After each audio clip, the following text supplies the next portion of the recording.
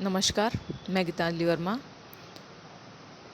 Assistant professor drawing and painting, SMM government girls college Bhilwara. आज BA third year के theory paper में हम राम जायसवाल जी का अध्ययन करेंगे। उनके जीवन और उनके कृतित्व से संबंधित अध्ययन किया जाएगा। राम जायसवाल जी का जन्म 5 सितंबर 1937 को उत्तर प्रदेश के मथुरा जनपद के छोटे से कस्बे सादाबाद के एक मध्यवर्गीय परिवार में हुआ। उनका परिवार सनातनी और वैष्णवी था, जिसका प्रभाव उनके जीवन पर भी पड़ा। आरंभ से ही उनका चित्रकला में रुझान था और वे अपने स्कूली जीवन में ब्लैक बोर्ड पर चौक और खड़िया से चित्रांकन किया करते थे। साथ ही उन्होंने अनेक देवी देवताओं का रेखांकन स्याही और पेन से किया। 1953 में हाई स्कूल की परीक्षा पास कर उन्होंने government college of arts and crafts Lucknow में दाखिला ले लिया। लखनऊ में अध्ययन के दौरान उन्हें बंगाल के अग्रणी कलाकारों का सानिध्य मिला, जिनमें प्रमुख रूप से असित कुमार हालदार, श्री राम वैश्य, श्रीधर महापात्र, पद्मश्री सुधीर रंजन खास्तगीर, मूर्तिकार श्री एच राय चौधरी प्रमुख थे। उनके लखनऊ आर्ट्स कॉलेज के अध्ययन के दौरान 5 वर्ष तक उन्हें बेस्ट स्टूडेंट स्कॉलरशिप प्राप्त हुई। कॉलेज पत्रिका के भी वे संपादक रहे और कॉलेज के सभी उत्सवों और नाटकों में उनका सहयोग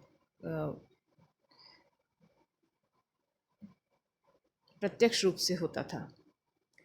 इसके पश्चात चित्रकला में उन्होंने एमए किया। पढ़ाई पूर्ण होने पर आपने 3 वर्ष तक लखनऊ मेडिकल कॉलेज में आर्टिस्ट के पद पर भी कार्य किया। आपके चित्र सृजन का पहला जो काल था वह 1953 से 63 तक का रहा, जब वे लखनऊ में निवास करते थे। इस दौरान उन्होंने बंगाल शैली में, जो कि प्रमुख रूप से वॉश पद्धति के लिए जानी जाती है, कार्य किया। मुख्यतः व्यक्ति चित्र, दृश्य चित्र और कस्बे में सुबह जो चित्र हैं उनके, वे जल रंग में निर्मित हैं और बखूबी चित्रित किए गए हैं। उनके व्यक्ति चित्रों में जयशंकर प्रसाद के आंसू पर भी कई चित्र बने। लखनऊ विश्वविद्यालय के तत्कालीन उपकुलपति पद्मश्री राधाकमल मुखर्जी ने जायसवाल जी के चित्रों के विषय में लिखा है, his works leading with Indian myths and legends are exceedingly praiseworthy, revealing both his literary background and excellence of the traditional Indian style. His drawing and coloring show the Indian delicacy and fine sense of rhythm. जो उनकी रेखाएं थी और जो उनके रंगों का संयोजन था, वो भारतीय परंपराओं से गहरा जुड़ाव रखता है। उनकी रेखाएं अत्यंत लयात्मक हैं और रंगों में भारतीय परंपरागत चित्रण जैसी खूबसूरती, चमक और ओज दिखाई देता है। सन 1953 से आज तक जायसवाल जी ने अपने बड़ों, मित्रों, सहकर्मियों और आकर्षित करने वाले अनेकों चेहरों के सैकड़ों व्यक्ति चित्र बनाए। आज तक भी वे पोर्ट्रेट्स में अपना लगाव, अपना प्रिय विषय ढूंढते हैं।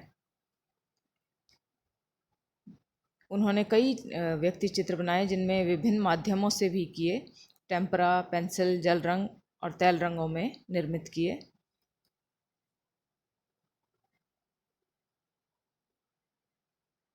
आपके तैल रंग में चित्रित प्रमुख व्यक्ति चित्रों में पद्मश्री सुधीर रंजन खास्तगीर, श्री मदन लाल नागर, डॉक्टर वी.के. मित्तल आदि के व्यक्ति चित्र हैं। आपने जल रंग में भी अनेकों व्यक्ति चित्र किए। विशेष जो लगाव आपका है वो जल रंग से रहा है, उसमें आपको विशेष महारत हासिल है।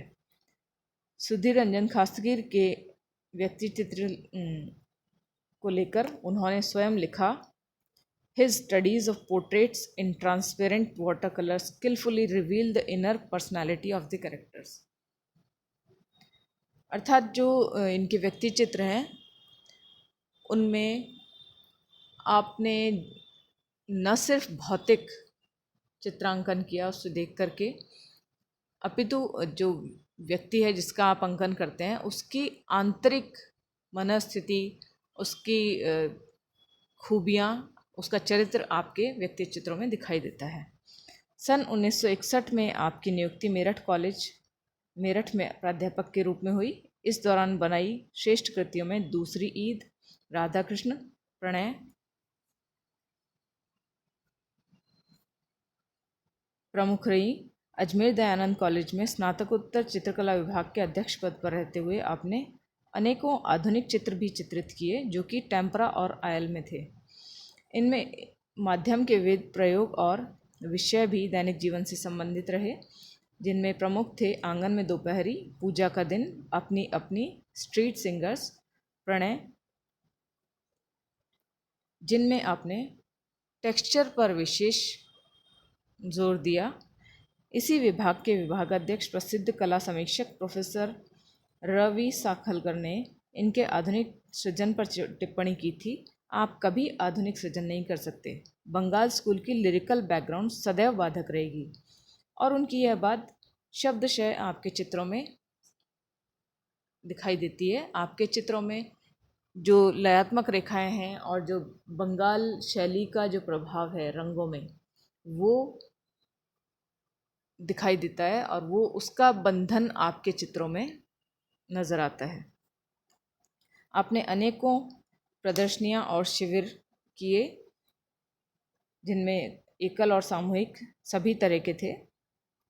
देश विदेश की अनेक प्रदर्शनियों में आपके चित्र चयनित हुए, जिनमें प्रमुख रूप से राज्य ललित कला अकादमी की वार्षिक प्रदर्शनियां 65 से वर्तमान तक, तोलिका कलाकार परिषद Udaipur, canvas artist group Ajmer की वार्षिक प्रदर्शनी, 1982 की all India fine arts and craft society की प्रदर्शनी आदि प्रमुख हैं।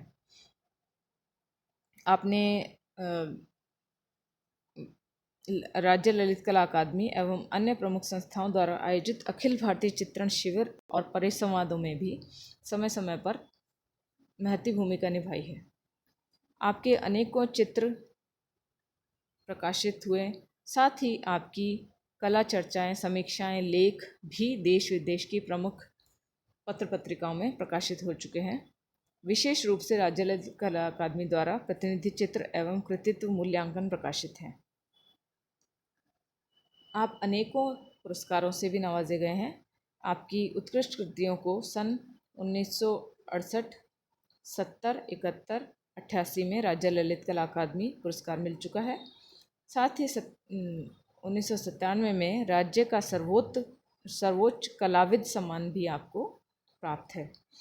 लखनऊ ललित कला परिषद की वार्षिक चित्र प्रदर्शनी में भी सन 1956, 57 और 58 में आप पुरस्कृत हो चुके हैं। महर्षि दयानंद सरस्वती विश्वविद्यालय अजमेर में आप ललित कला संकाय के अध्यक्ष भी रहे हैं। आपके चित्रों के संग्रह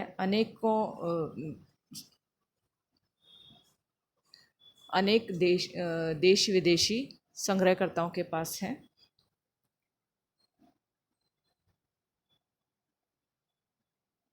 आप साहित्य से भी अपना जुड़ाव रखे हुए हैं और उसका उदाहरण आपके अनेकों कविता संग्रह, कहानी संग्रह हैं, जिनका की प्रकाशन कई नामी पत्र पत्रिकाओं में हो चुका है और आपके स्वयं के भी पुस्तकें प्रकाशित हो चुकी हैं।